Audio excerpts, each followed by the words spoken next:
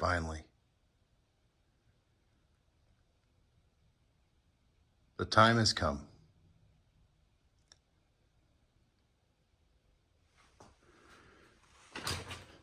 It's April 21st, I think. April 21st, and we are a bit behind schedule, but it'll be all right. Of 2024, I might add. So the stuff on this shelf has had no love. I've not been able to play with these toys, and it has been paining me. Life has gotten in the way. Well, it's time. We are having fun now. It's like scratching an itch I've had for a year. I like doing sub-assemblies, so I know the instructions kind of don't hop around, but I do. The first point of order was the extensions. I'm not going to QA1's install video is pretty good, so I'm not going to redo anything that they've done. I'm just going to elaborate a little bit on some of the things I watched that they didn't show a lot of detail on for time's purposes. So these extensions are just a little machined part that sits on top of the rack. You break the old tie rod end off with an 1 5/16, I think it is, wrench, and put a little Loctite on it and put it together with a spacer in it, and it's back together. It's really not that exciting. What I noted that helped me a lot was I bolted it to, and I didn't bend them, so don't. I bolted this assembly to the cross member so I would have something to kind of give it some leverage, because doing all this on a rack that's that small is difficult. So if you want to follow my lead, be kind of careful with it, because I could see where if you put enough on this, you would bend these little mount points here, but I didn't. I paid attention to it. I didn't bend it, and it actually helped quite a bit. So that's part of it. The truck is ready. It's set. There's the little mounting hole, or the brake line hole that does all this alignment and starts this whole thing up. But the sub-assembly process is going to help us a lot when Kevin gets here tomorrow, and actually we start throwing this stuff together for real. This is just a mock-up, but it's educational if nothing else. So Cam's got some really neat stuff here. And I hear it's made by a company that is kind of well known. So it must be good stuff. What are these? All right, let's get this thing in. So I meant to pull out the camera earlier when this cross member was still sitting on the ground, but man, this QA1 stuff, it's really nice. Look at that cross member. So we've already got you don't show them the bent part. Oh yeah, okay, ignore that. So I didn't do it. This is the pilot. This is what tells you kind of where your cross member should go. That's a former brake line hole. So I guess they figured that that's, you know, a pretty solid measurement and was stamped correctly from the plant. So then you just line up the cross member and make sure that you've got it aligned properly. We just did a measurement backwards and nailed it spot on, clamped it, and then drilled some 1/2-inch holes, 4 on the face of the frame, and then there's 2 going up from the bottom. QA1 wasn't spot on this hole right here for this year. What year is this, Cam? 54. So this hole right here is not in a good spot. We're gonna relocate that a little bit. So we're working on that. But the other one back there is in a good spot. So we've got it up in, and we're getting ready to drill these last holes, and that baby will be solid. So stay tuned. We'll put some other parts on here in a minute. 43 days till power tour. The list keeps growing. I know every time you see this list, there's more stuff on it, but like I said, lists within a list. A lot of the stuff's already done. You'll see the drive shaft on the floor. I got to change the U-joints out because, well, I was wrong. And I had the shop build the wrong U-joint. It's fixable.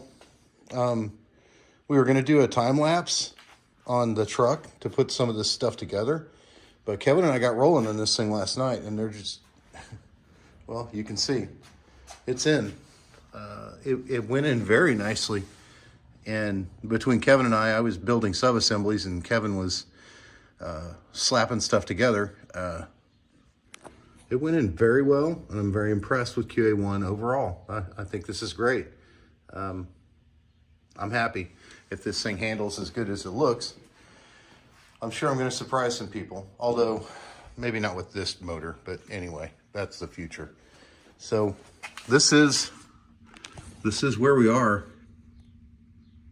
And now we're ready to start putting together some brakes, which I'm gonna pull this out here, but these are 12-inch rotors, which I guess I could have gone bigger. I don't know, but that should stop it, right? Here's you know, hubs, hats, and calipers, which they're beautiful.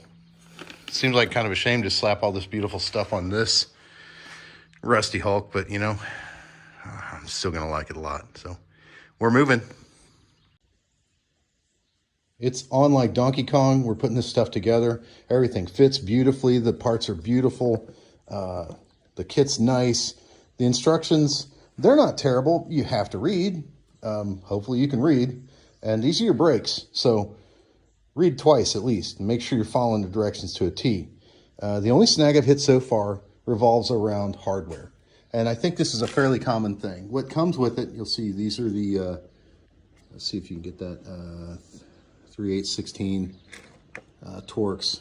They go to red, Loctite, 45 pounds torque. And then these guys here, the 5/16, they go to 25 pounds with red Loctite. You can kind of see that. And they come with these Torx head. Those are really cool looking. My problem is that I can't find a driver that will hold it. Forgive my ghetto improvisation. It was late last night. I've stripped, broken every one of these, and I went and bought a brand new one thinking it was just my junk. It's not. Some of this was junk, fair. But the ones I bought new, you can see that's starting to distort already. And that was with 45 foot-pounds on one of the fasteners. That's not going to work. I'm not sure why we had to do that. Maybe they hold more torque when you torque them. The problem is I can't do that. I can't get that torque on them. What I've done here is I went and I got some standard grade 8 stuff. I subbed a couple. We're going to mock it up and check for clearance and see. Especially after I saw that Wilwood makes these in standard head. And with even with drilled, which I'm not drilling, we didn't drill these, but I imagine it would be nice if you wanted to. And their kits aren't that expensive. So my opinion is, unless there's a reason I can't, which Wilwood might know, I'll ask later, but if this clears, I'm using it. Because I can put the right amount of torque on these and not worry about it. And I'll have this with me on the road. This guy, I will go through the same shit I went through in my own garage, trying to get those off and back on correctly on the road if something needs to be dealt with. And I don't, while these are raised parts, they don't all have to be raised parts. So these look cool. I'm not sure I like them that much, and we'll see. Especially if these guys clear, I'm gonna use the good stuff. All right, the mock-up looks good. I don't see any clearance issues here, and I'm going to show you where I thought it would hit. Right there, where you can kind of see, and I can't get a good angle on it, but you can see there's a I'd call it a proud 1/8, maybe 3/16 when you look at it at an angle I can't get the camera to. So there's plenty of room in there, and as you see, there's nothing hidden. And there's my bolt. Now, if I actually, it's closer to an 1/8. Yeah, there's about an 1/8 or so in there clearance wise when you get it level. It's plenty. I have no fear here. And as you rotate this around to the other side on the caliper mount, they're even further away. So there's no real reason that I can see right now not to sub a bolt head I can use in here and torque them correctly, providing I'm using the same grade, which I am, and To me, this is the safer option than to wonder if I torque them and then shred a bunch of tools and probably the fasteners too. So that's what I'm doing.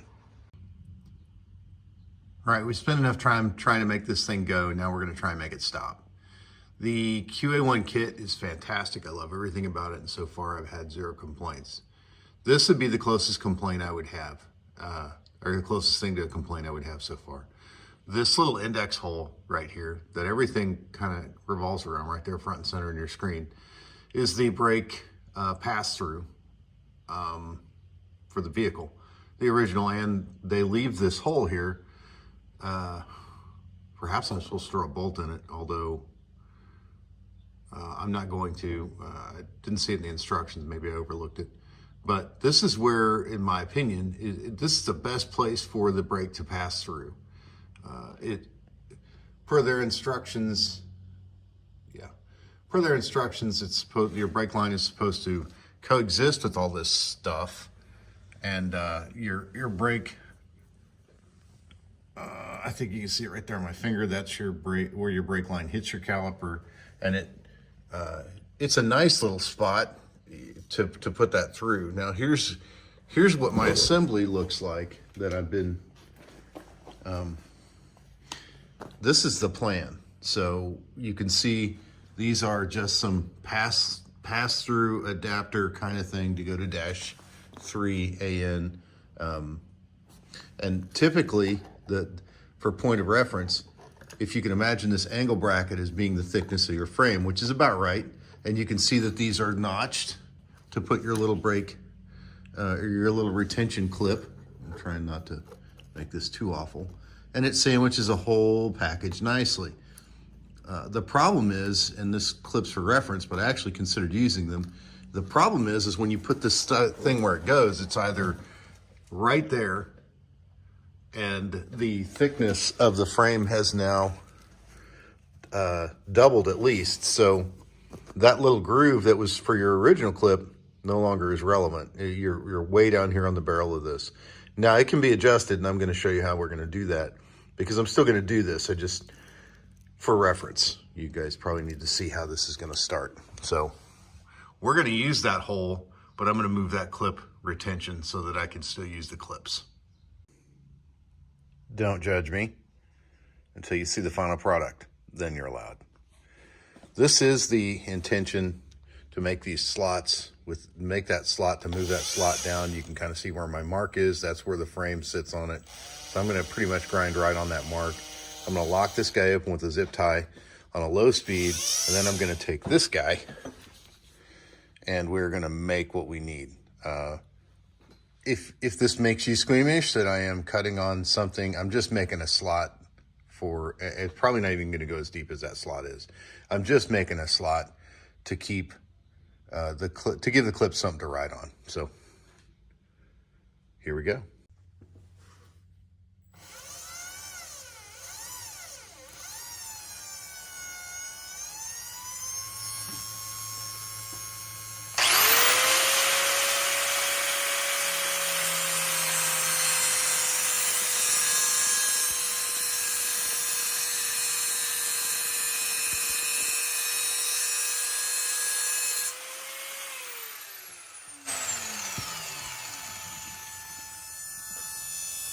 What do you think?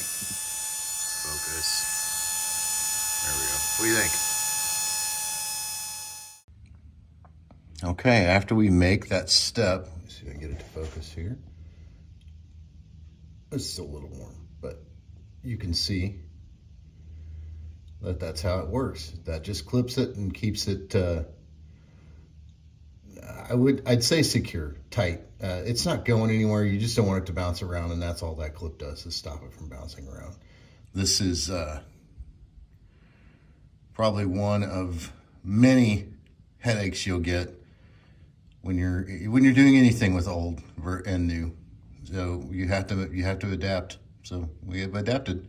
So we'll do the other side, and then we'll start plumbing line. And there you have it.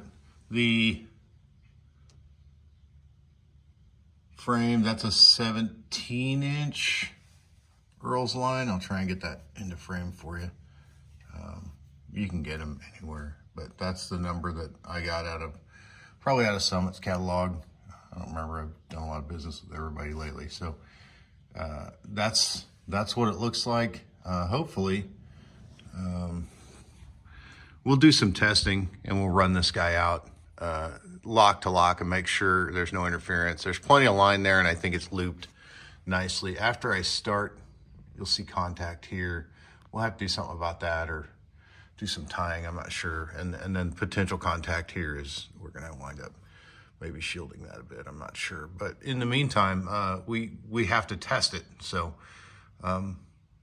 we'll pay close attention to these points in the future and maybe reroute or even zip tie or I don't know, put rubber hose over some contact points just to make sure they don't rub through.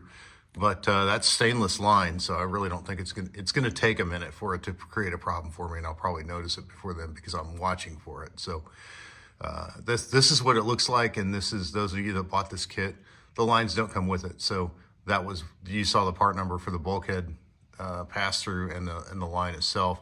And Wilwood sells these elbows. Everybody sells these elbows. I shouldn't just say Wilwood, but I use the Wilwood stuff just because they can't bitch that I didn't use their stuff if it fails. So there it is, and that's what it looks like. And we're gonna do the other side, and then we're gonna start doing the hard line.